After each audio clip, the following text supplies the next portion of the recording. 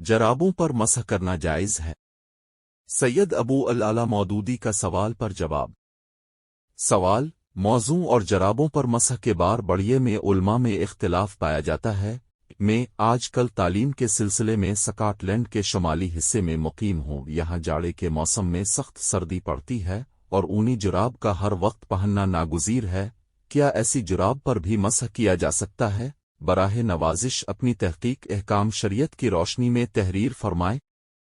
جواب: جہاں تک چمڑے کے موضوع پر مسح کرنے کا تعلق ہے، اس کے جواز پر قریب تمام اہل سنت کا اتفاق ہے، مگر سوتی اور اونی جرابوں کے معاملے میں عموماً ہمارے فقہا نے یہ شرط لگائی ہے کہ وہ موٹی ہوں اور شفاف نہ ہوں کہ ان کے نیچے سے پاؤں کی جلد نظر آئے اور وہ کسی قسم کی بندش کے بغیر خود قائم رہ سکیں۔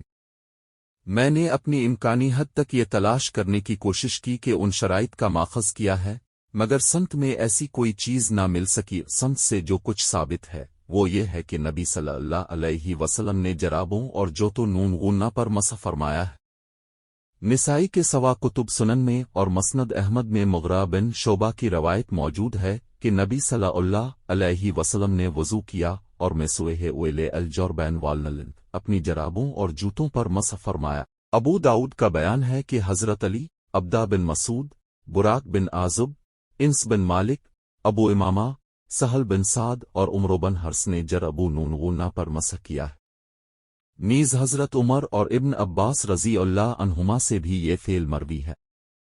بلکہ بیاقی نے ابن عباس اور انس بن مالک سے اور طحاو نے اس بن ابی اوس سے یہ روایت بھی نقل کی ہے کہ حضور نے صرف جوتوں پر مسح فرمایا ہے، اس میں جرابوں کا ذکر نہیں ہے، اور یہی عمل حضرت علی رضی اللہ عنہ سے بھی منقول ہے۔ ان مختلف روایات سے معلوم ہوتا ہے کہ صرف جراب اور صرف جوتے اور جرابیں پہنے ہوئے جوتے پر مسح کرنا بھی اسی طرح جائز ہے جس طرح چمڑے کے موضوع پر مسح کرنا۔ ان روایات میں کہیں یہ نہیں ملتا کہ نبی صلی اللہ علیہ وسلم نے فقہا کی تجویز کردہ شرائط میں سے کوئی شرط بیان فرمائی ہو، اور نہ یہی ذکر کسی جگہ ملتا ہے کہ جن جرابوں پر حضور نے اور مذکور بالا صحابہ نے مسح فرمایا کس قسم کی تھیں۔ اس لیے میں یہ کہنے پر مجبور ہوں کہ فقہا کی عائد کردہ ان شرائط کا کوئی ماخذ نہیں ہے، اور فقہا چونکہ شارع نہیں ہیں، اس لیے ان کی شرطوں پر اگر کوئی عمل نہ کرے تو وہ گناہگار نہیں ہو سکتا۔ امام شافعی اور امام احمد کی رائے یہ ہے کہ جرابوں پر اس صورت میں آدمی مسح کر سکتا ہے جبکہ آدمی جوتے اوپر سے پہنے رہے، لیکن اوپر جن صحابہ کے آثار نقل کیے گئے ہیں ان میں سے کسی نے بھی اس شرط کی پابندی نہیں کی ہے۔ مسح علی الخفین پر غور کر کے میں نے جو کچھ سمجھا ہے وہ یہ ہے کہ دراصل یہ تیمم کی طرح ایک سہولت ہے جو اہل ایمان کو ایسی حالتوں کے لیے دی گئی ہے جبکہ وہ کسی صورت سے پاؤں ڈھانک کے رکھنے پر مجبور ہوں اور بار بار پاؤں دھونا ان کے لیے موجب نقصان یا وجہ مشقت ہو۔ اس رعایت کی بنا اس مفروضے پر نہیں ہے کہ طہارت کے بعد موزے پہن لینے سے پاؤں نجاست سے محفوظ رہیں گے، اس لیے ان کو دھونے کی ضرورت باقی نہ رہے گی، بلکہ اس کی بنا اللہ کی رحمت ہے جو بندوں کو سہولت عطا کرنے کی مقتضی ہوئی۔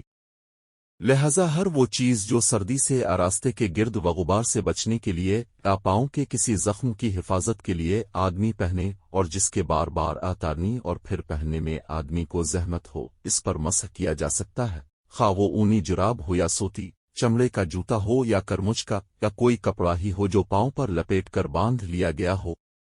میں جب کبھی کسی کو وضو کے بعد مسح کے لیے پاؤں کی طرف ہاتھ بڑھاتے دیکھتا ہوں تو مجھے ایسا محسوس ہوتا ہے کہ گویا یہ بندہ اپنے خدا سے کہہ رہا ہے کہ حکم ہو تو ابھی یہ موزے کھینچ لوں اور پاؤں دھو ڈالوں، مگر چونکہ سرکار ہی نے رخصت عطا فرما دی ہے اس لیے مسح پر اکتفا کرتا ہوں۔ میرے نزدیک دراصل یہی معنی مسح علی الخفین وغیرہ کی حقیقی روح ہیں، اور اس روح کے اعتبار سے وہ تمام چیزیں یکساں ہیں جنہیں ان ضروریات کے لیے آدمی پہنے، جن کی رعایت ملحوظ رکھ کر مسح کی اجازت دی گئی ہے۔